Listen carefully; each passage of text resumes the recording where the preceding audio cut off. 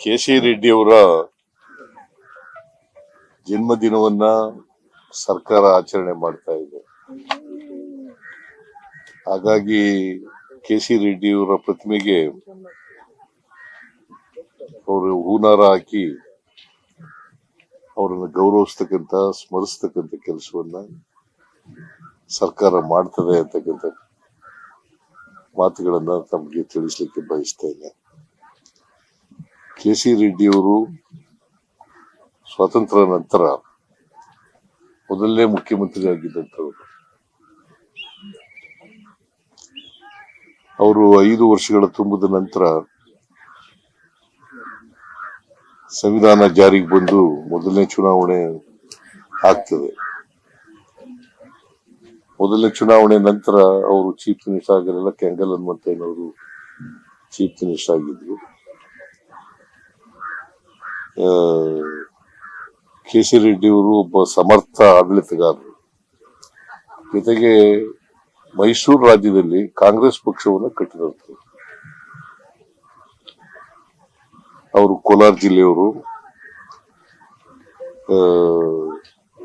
ಕಾಂಗ್ರೆಸ್ ಪಕ್ಷ ಇವತ್ತು ಇಷ್ಟೊಂದು ಕೇಂದ್ರದಲ್ಲಿ ಮತ್ತು ರಾಜ್ಯದಲ್ಲಿ ಅಧಿಕಾರ ನಡೆಸುತ್ತಿದ್ದಾರೆ. ಗುದ್ಲಿ ಪೂಜೆ ಮಾಡಿದ್ದು ವಿಧಾನಸೌಧ. ಅವರು ಕಾರಣ ಅಂತಕ್ಕಂಥ ಮಾತುಗಳನ್ನ ಹೇಳಲಿಕ್ಕೆ ಬಯಸ್ತೇನೆ.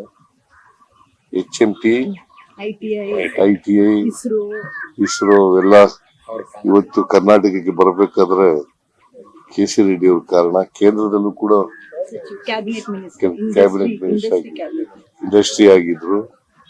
ಸೊ ಅವರನ್ನ ಇವತ್ತು ನೆನ್ಕೊಳ್ತಕ್ಕಂತ ಅವರ ದಾರಿ ಆಡಳಿತದ ಹೆಜ್ಜೆಗಳಿದ್ದಾವಲ್ಲ, ಅವು ನಮ್ಗೆಲ್ಲ ದಾರಿ ದೀಪ ಅಂತಕ್ಕಂಥ ಮಾತುಗಳನ್ನ ಒಬ್ಬ ಸಮರ್ಥ ಪ್ರಾಮಾಣಿಕ ರಾಜಕಾರಣಿ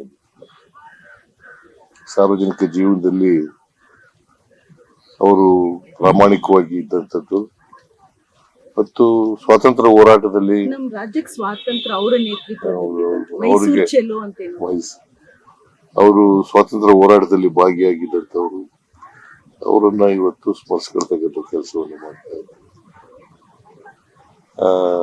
ಅವರ ಆತ್ಮಕ್ಕೆ ಚಿರಶಾಂತಿ ದೊರಕಲಿ ಅಂತೇಳಿ ನಾನು ಪ್ರಾರ್ಥನೆಯನ್ನು ಮಾಡ್ತೇನೆ. ಅವರ